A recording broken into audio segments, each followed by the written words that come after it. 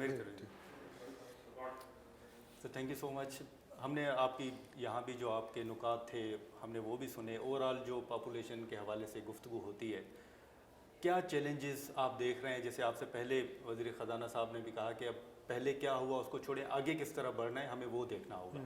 آپ کے اسٹیک آن کیا ہے؟ میں کہوں گا دیکھیں آگے کو چھوڑیں, آج کی حقیقت کو تسلیم کریں. ہمارے ہاں جو آبادی جس رفتار سے بڑھ رہی ہے یہ دنیا میں تیز ترین ہے, اور ہم غریب ملک ہیں, ہم مزید غریب ہوتے جا رہے ہیں, یہ ایک حقیقت ہے.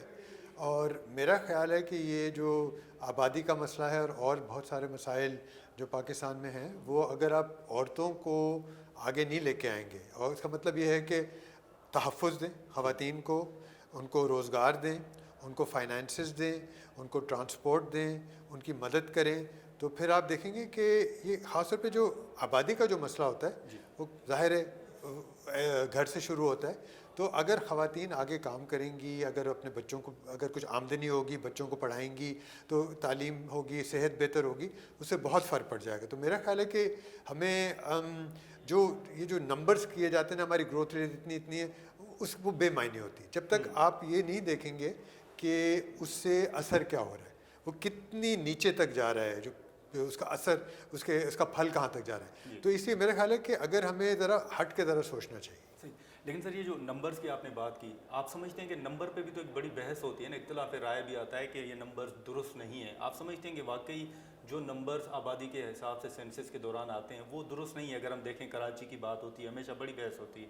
آپ سمجھتے ہیں کہ واقعی نمبرز اس سے کئی زیادہ ہیں؟ جی دیکھیں, آج جیسے ایک صاحب نے بھی کہی کہ ہماری شہری آبادی ہے کوئی 58% ہے یا 48% بلکہ انہوں نے کہا کہ آپ دیکھیں یہ بالکل غلط بات ہے. ہماری شہری آبادی جو ہے 88% ہوگی. ورلڈ بینک کی اسٹڈیز ہوئی ہیں, عارف حسن نے کام کیا ہے, رضا علی نے, ہمارے یہاں ڈیموگرافرز ہیں, انہوں نے کافی اس پہ کام کیا ہے. تو ایک تو یہ بات ہوگی. لیکن دیکھیں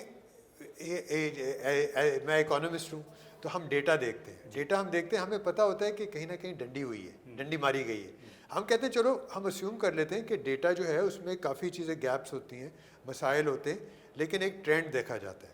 تو اگر آپ ٹرینڈ کے حوالے سے دیکھیں تو پھر وہ آپ کو دیکھنا چاہیے کہ بھئی یہ کنسسٹنٹ ہے کہ نہیں ہے اور کس طرح ہے. تو میرے خیال سے ہماری آبادی ہمیں نظر آتا ہے کہ کتنی تیزی سے بڑھی, ہمیں نظر آتا ہے کہ دیہی علاقے شہر بنتے جا رہے ہیں, ہمیں نظر آتا ہے کہ زرعی جو زمین ہے ادھر اب ہاؤزز, یہ کیا کہتے ہیں, سوسائٹیز بنتی جا رہی ہیں. تو اس کا سب کا اثر ہو رہا ہے, اور ہماری آمدنی نہیں بڑھ رہی, روزگار نہیں بڑھ رہے. تو ٹھیک ہے ڈیٹا میں ہیں مسائل, چاہے وہ حکومت کے ہوں چاہے وہ کسی اور کے ہوں, لیکن ساری چیزیں سامنے رکھتے ہوئے ہمیں کچھ ایسے کیا کہنا چاہیے, کچھ اس میں سے کچھ ایسی چیزیں نکال لینی چاہیے جس کی طرف ہم زیادہ توجہ دیں. لیکن جیسے شروع میں آپ نے کہا کہ ہمیں آج کی بات کرنی چاہیے, تو آپ سمجھتے ہیں کہ آج جو گروتھ ریٹ پاکستان میں ہے, اگر بر وقت اقدامات نہیں ہوتے تو پھر آپ کے تحفظات کیا ہیں, خدشات کیا ہیں, صورتحال آپ آنے والے چند سالوں میں کیا دیکھ رہے ہیں؟ میں نے ابھی ایک سلائیڈ دکھائی تھی, اس میں یہ دکھایا تھا کہ پچھلے 30 سال میں پاکستان کی گروتھ ریٹ نیچے آ رہی ہے.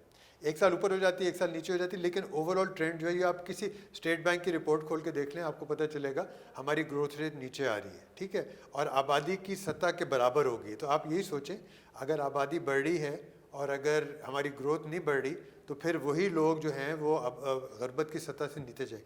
جو بھی ڈیٹا آ رہا ہے چاہے اس میں بحث ہو سکتی ہے, جیسے آپ نے کہا صحیح ہے غلط ہے کیا سورس ہے, یہ بتا رہے کہ غربت میں اضافہ ہو رہا ہے, کمی نہیں ہو رہی. تو یہ سارا بنیادی اس کا مطلب ہے گروتھ ریٹ ہماری کم ہے. لیکن گروتھ ریٹ بڑھانے کے لیے یہ نہیں ہو سکتا کہ آپ IMF سے لون لیتے رہیں, کچھ بھی نہیں ہوگا بلکہ زیادہ نقصان ہوگا.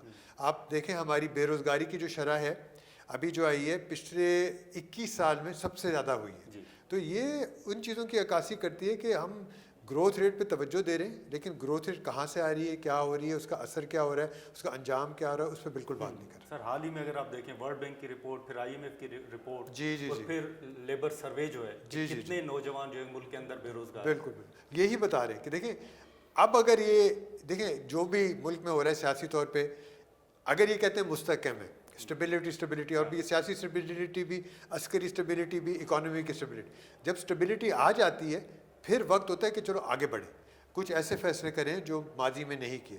میرے خیال ہے یہ وہ وقت ہے. تھینک یو, بہت شکریہ.